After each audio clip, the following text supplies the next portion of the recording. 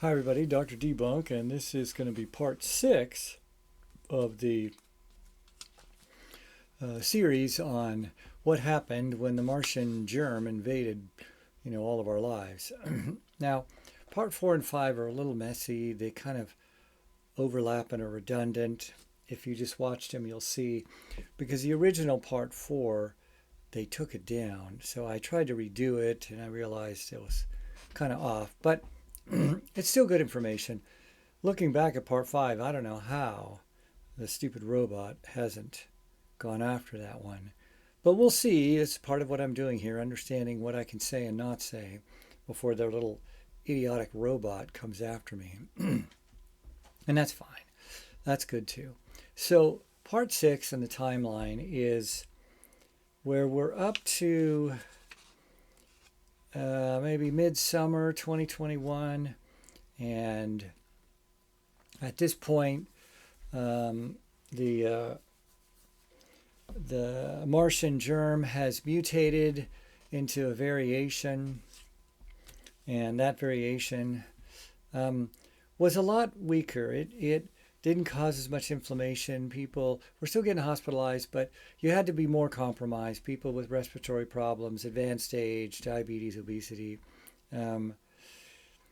We're starting to learn a lot of things. The people at Frontline, I don't know if I've said it or not, but most of you watching this probably have heard about FLCCC Alliance. It was a group of doctors that really were treating and understanding what was going on, and they basically posted the results from successful treatments for the Martian, and they were starting to really talk about the Martian, the whole prick shot, like I talked about the jab. We'll just call it the jab. Hopefully I don't get dinged. But, and the problems we're seeing and the alarm bells are raising, but it's still the same mantra. The only answer for this problem, you can't do natural things, you can't do drug things, you can't do anything. It's just basically, if you get sick with the Martian, go home, stay in your house. When you can't breathe anymore, come to the emergency room. We'll admit you. If you're strong enough to survive, you will. If you're not, we'll end up putting you on a ventilator and you'll die. And then the only thing that can help you is the jab. But the problem is we started to see, if you remember that little prick Gauchi, the Gauchi man.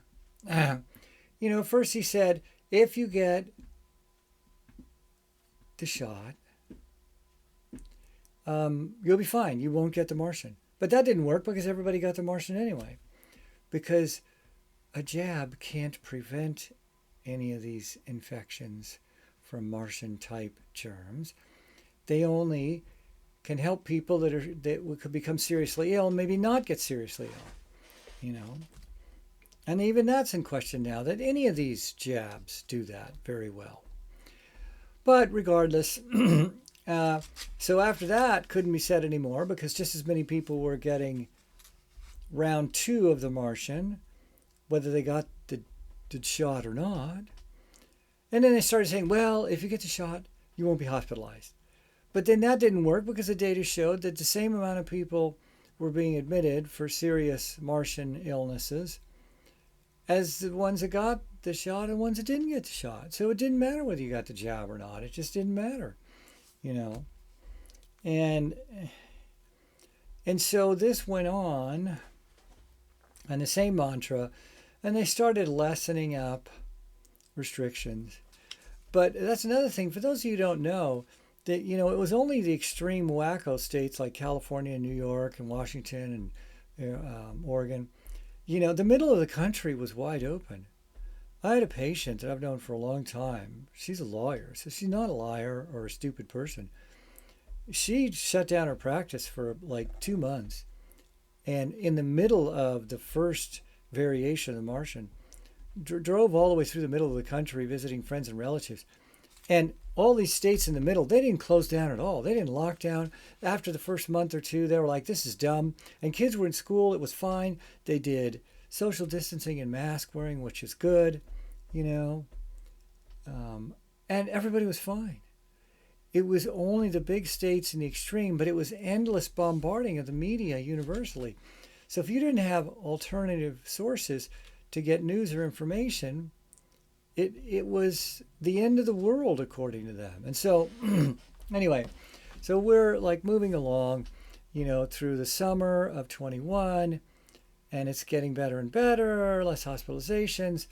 And then January of 22 hits. And by then, from a medical perspective, I don't think I'd had anybody in the hospital for a while at that point. And then they said there's a new variation. And that's the one that came out in December. And all of a sudden, nobody was getting sick anymore. Well, that variation was a very interesting germ. And I'm not up on the major details, but there was a lot of subvariants of that germ.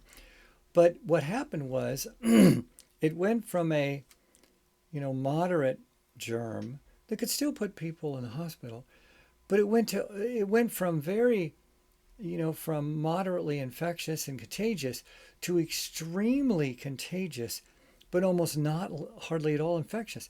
That variation that we had until just recently, like a year and a half, that variation could give you the symptoms of a cold. That's it.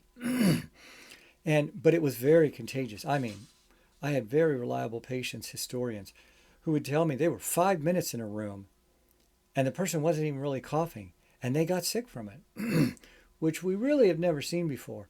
That degree of contagiousness. And so for those of you who don't know, contagious means how easy it is to spread. Infectious means how sick does it make you. Well, now we have a cold-arrayed germ. It can make you as sick as a cold. So who cares? And so if you didn't do the test, that stupid test, then you wouldn't know.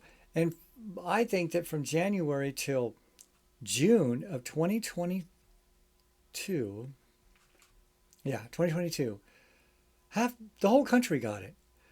But you got cold symptoms, so you didn't lose your taste or smell.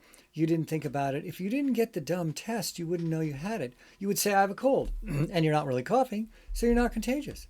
So it didn't matter. And it went wild. And then there was other variations, and nothing really happened. It all kind of went away. Remember how it all went away? We had the summer of 22, and it was way better.